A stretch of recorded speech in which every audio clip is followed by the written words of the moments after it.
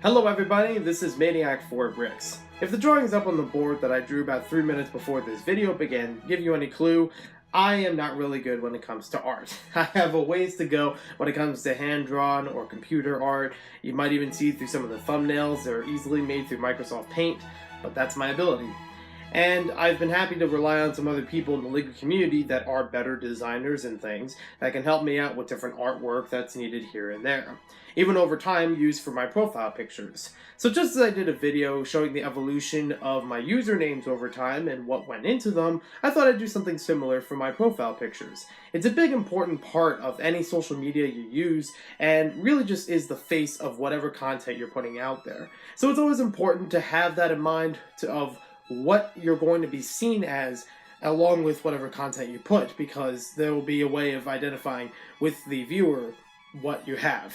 And it's still something that evolves here and there. I'm basically doing this video because I've received a lot of compliments from my recent profile picture change. Please direct all of those to Kevin Hinkle because he gave that to me as a gift, purely did not ask for it, and I probably don't deserve it either, but a big thank you to him for that. He did not have to do that in his spare time, and I appreciate the effort that he went even to update it once or twice afterwards, just to be sure it was just right to my Sigfig. So, this isn't every single one, but it is just a handful of them that I thought were fun to go through. One of the earliest ones I recall having was from 2014, where I did a project about a whole bunch of mosaics. This was something I did for part-time work, and I decided to make one of them, Benny, as part of my profile picture during the release of the LEGO movie. A short time later, in the same year, I did change it up, but this was fun to have for a little bit, and this is something that was easily translated from a 16x16 base plate into a 32x32 base plate, so every brick that's on here would double, and it would make it easier for kids to build in other activities. So next thing I have here is something that I'm not really sure. This one I think came before the other one. I do apologize for the low quality for this one, where I extracted it from, but I was still able to, make something myself for a logo at one point. Tried to make it out of just very easy to build pieces, and I thought this would be kind of cool because it has a lot of color to it. You can identify everything on here very clearly, but the problem was I didn't quite like the combination of the colors. I feel like the M could have been switched for red or blue, and white could have been for some other color. Not necessarily making it red, white, and blue all the way across, but something could be switched around and make it look a little bit more appealing. I'm not good with color theory or any art, but I feel like it could have been improved on. And I did really like the corner bit about the couch because that is one of my first LEGO mocks that I had is 13×62. It was even in the earlier intros for 13×62.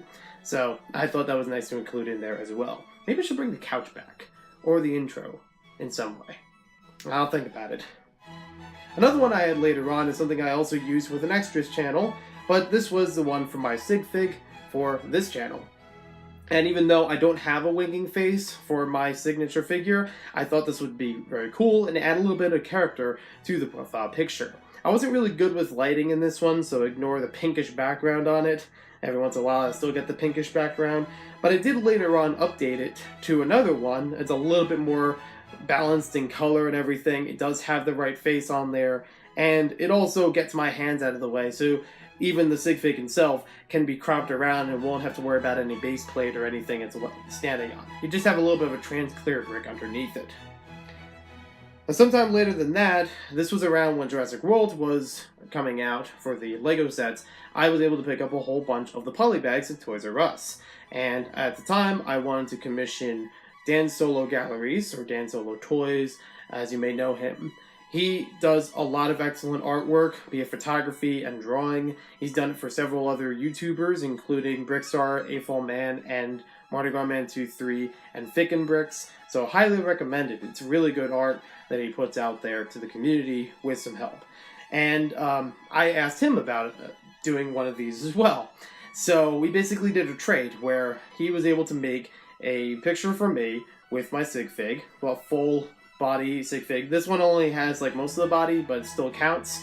And I would trade him like one or two of those Jurassic World Polybags that I got him at back in the day. So not too bad on the trade. Definitely would have been easy for commissioning.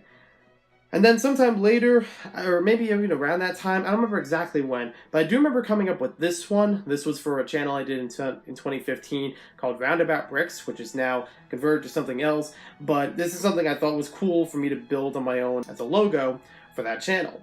This was made through Microsoft Paint, and it kind of shows. I don't have everything right when it comes to proportions. The green brick on the top might give you the first clue of that, but I still tried to make it work so that you get the idea across of something being turned around. You know, the roundabout bricks idea was to see a set 360 degrees on a turntable and get to see the functions and play features without dialogue. I also had another logo that I made sometime later.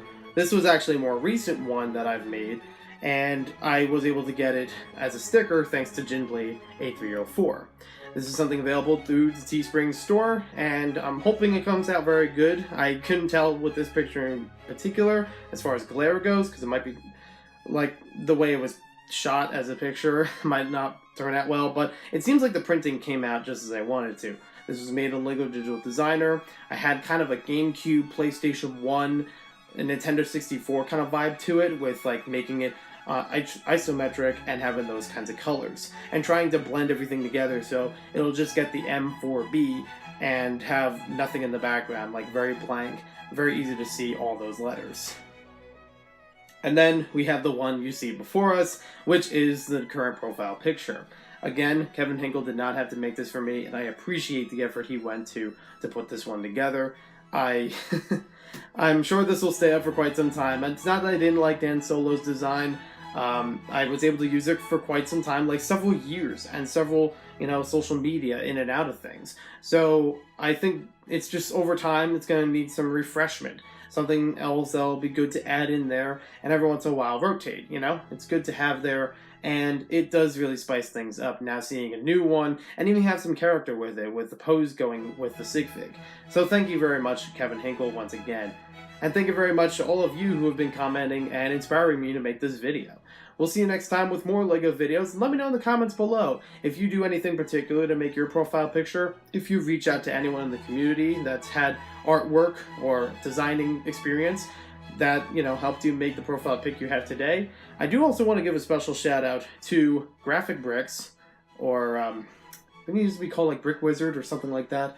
Anywho, Graphic Bricks, fantastic guy from the UK, also a designer in the community. He hasn't made any particular profile picture artwork for me, but he has offered about making the business card that I use currently, and have been using for almost a year now. So I very much appreciate the work that he has here with designing everything around the profile picture that Dan Solo made, so it was a nice combined effort. And with that, I leave you with the rest of the comments, and I'll talk to you later.